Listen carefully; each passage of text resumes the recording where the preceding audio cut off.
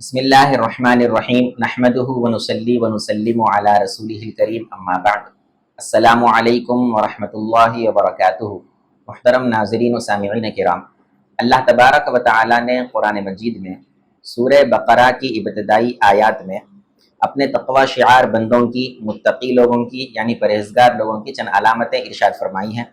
وہ علامتیں یہ ہیں: غیب پر ایمان رکھنا، نماز کو قائم رکھنا، اللہ تبارک و تعالیٰ کی دی ہوئی نعمتوں میں سے اللہ کے راہ میں انفاق یعنی خرچ کرنا، قرآن مجید پر ایمان رکھنا، قرآن مجید سے پہلے نازل ہونے والی کتابوں پر ایمان رکھنا اور آخرت کے دن کا یقین کرنا۔ یہ چند علامتیں متقی لوگوں کی یہاں پر اللہ تبارک و تعالیٰ نے بیان فرمائی ہیں۔ اب یہاں پر غور کرنے والی بات یہ ہے کہ جب غیب کا تذکرہ آیا تو اللہ نے ایمان کا لفظ اختیار فرمایا الذین یؤمنون بالغیب، یہ لوگ غیب پر ایمان رکھتے ہیں۔ قرآن مجید کی بات آئی تو اللہ نے ایمان کا لفظ اختیار فرمایا، کہا والذین یؤمنون بما انزل الیک، اور پھر قرآن مجید سے پہلے جو کتابیں نازل ہوئی ان کی بات آئی تب بھی اللہ نے ایمان کا لفظ اختیار فرمایا۔ لیکن جب آخرت کی بات آئی تو اللہ نے ایمان کے لفظ کے بجائے یقین کا لفظ اختیار فرمایا، ارشاد فرمایا وبالآخرۃ ہم یوقنون، یؤمنون نہیں کہا، یوقنون ارشاد فرمایا، یعنی یہ لوگ آخرت کا یقین رکھتے ہیں۔ ایمان اور یقین میں کیا فرق؟ آپ نے ملاحظہ کیا ہے کہ غیب کے تذکرے کے وقت، قرآن کے تذکرے کے وقت اور قرآن سے پہلے کے کتابوں کے تذکرے کے وقت ایمان کا لفظ ہے اور آخرت کے ذکر کے وقت یقین کا لفظ ہے۔ تو ایمان اور یقین میں کیا فرق ہے؟ ایمان کس کو کہتے ہیں؟ شریعت کے اندر حضور نبی اکرم صلی اللہ علیہ وسلم نے جو جو چیزیں ارشاد فرمائی ہیں، آپ جو جو پیغامات لے کر آئے ہیں اللہ کی جانب سے، جو جو باتیں آپ نے ارشاد فرمائی ہیں، ان تمام کا زبان سے اقرار کرنا، دل سے ان کو سچا جاننا، اس کا نام ایمان ہے۔ دل میں اس کا عقیدہ رکھنا، اعتقاد رکھنا، دل سے تصدیق کرنا، زبان سے اقرار کرنا، اس کا نام ایمان ہے۔ ایمان کے اندر دیکھنا شرط نہیں ہے، یعنی یہ نہیں ہے کہ تم دیکھ کر ہی ایمان لاؤ۔ انہی آیات میں اللہ نے ارشاد فرمایا الذین یؤمنون بالغیب، یہ لوگ بغیر دیکھے ایمان لاتے ہیں۔ تو ایمان میں بغیر دیکھے مان لینا ہوتا ہے، دیکھنا اس میں شرط نہیں ہوتا، بغیر دیکھے بھی کوئی مان سکتا ہے۔ مثال کے طور پہ مکہ معظمہ کے اندر اللہ تبارک و تعالیٰ کا گھر ہے جو خانہ کعبہ سے مشہور ہے، اور مدینہ طیبہ میں آقا علیہ الصلوۃ والسلام کا روضہ اقدس ہے، گنبد خضرا ہے، جالی مبارک ہے۔ ہر مسلمان اس کو جانتا ہے، ہر مسلمان اس کا یقین کرتا ہے، دل سے اس کو مانتا ہے۔ لیکن بعض مسلمانوں نے اس کو اپنی آنکھوں سے دیکھا، بعض مسلمانوں نے نہیں دیکھا۔ جو نہیں دیکھے ہیں اللہ تبارک و تعالیٰ ان کو بھی اپنے گھر کی، اپنے محبوب کے در کی زیارت عطا فرمائے۔ لیکن نہیں دیکھنے کا مطلب یہ نہیں ہے کہ ہم ہمارے دل کے اندر اس چیز کو نہیں مانتے، یقیناً ہم مانتے ہیں لیکن آنکھوں سے دیکھا نہیں ہے۔ جو لوگ اپنی آنکھوں سے دیکھے ہیں ان کے لیے ایک درجہ بڑا ایمان ہے، یعنی ایک ایمان تو یہ ہے کہ بغیر دیکھے مانے، ایک ایمان تو یہ ہے کہ اپنی آنکھوں سے دیکھ لیا ہے۔ جب آنکھوں سے دیکھ لیا ہے تو اس کا نام یقین ہے۔ ایمان سے بھی ایک درجہ آگے یقین کا درجہ ہے۔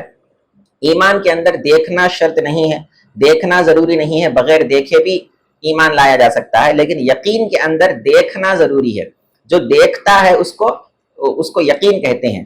تو آپ نے غور فرمایا کہ غیب کی بات آئی تو ایمان کہا، اللہ نے یقین نہیں کہا۔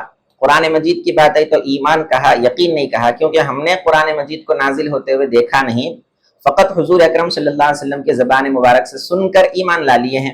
جبرائیل علیہ الصلوۃ والسلام کو وحی لاتے ہوئے دیکھا تو نہیں کسی نے آنکھوں سے، اور سابقہ کتب کو بھی نازل ہوتے ہوئے دیکھا نہیں، فقط حضور کے فرمانے سے ہم نے اس کو یقین کر لیا، مان لیا ہے۔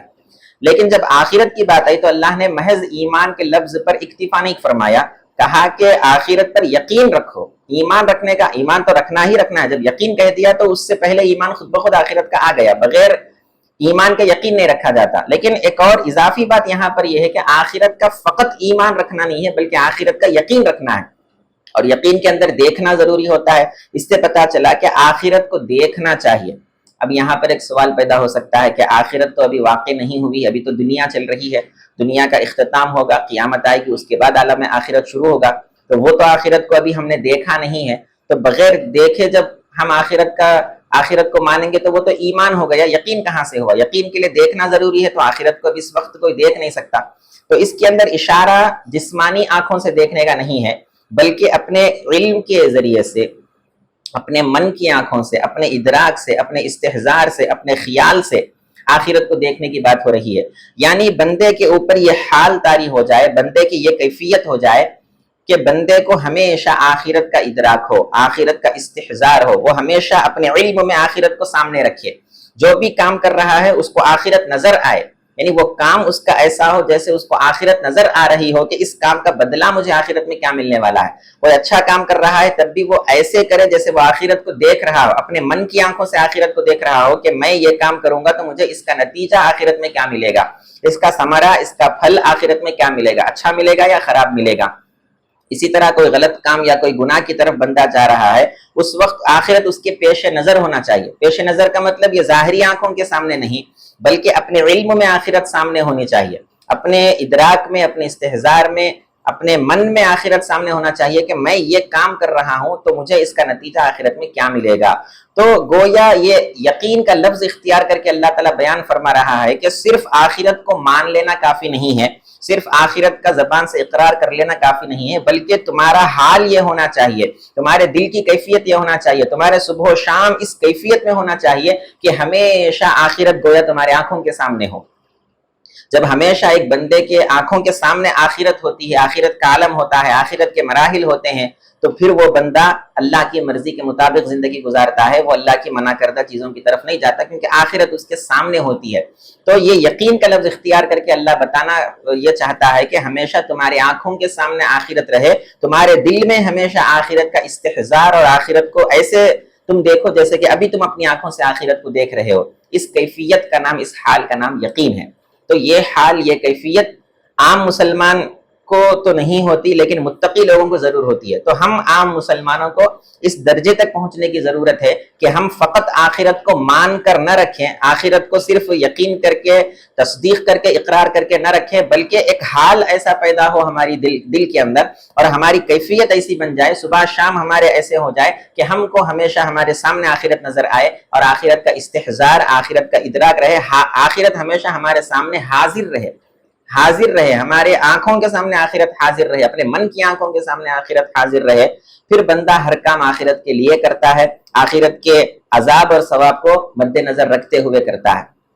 تو یہ کیفیت اللہ تبارک و تعالیٰ ایک متقی کی، ایک مسلمان بندے کی دیکھنا چاہتے ہیں، لہٰذا یہاں قرآن مجید میں اللہ نے اس کو بیان فرمایا۔ اللہ سے دعا ہے کہ اللہ تعالیٰ ہم کو آخرت پر یقین، ایمان تو ہمارا ہے، اس ایمان میں مزید ترقی کر کے اللہ تبارک و تعالیٰ ہم کو یقین کے درجے تک پہنچنے کی توفیق عطا فرمائے، اور جس طرح کا یقین اللہ تبارک و تعالیٰ اپنے بندے سے چاہتا ہے، وہ یقین ہم کو حضور اکرم صلی اللہ علیہ وسلم کے وسیلے سے اللہ تبارک و تعالیٰ عطا فرمائے۔ یقین مثل خلیل آتش نشینی، یقین اللہ مستی خود گزینی، سنے تہذیب حاضر کے گرفتار، غلامی سے ہے بدتر بے یقینی۔ وآخر دعوانا ان الحمد للہ رب العالمین۔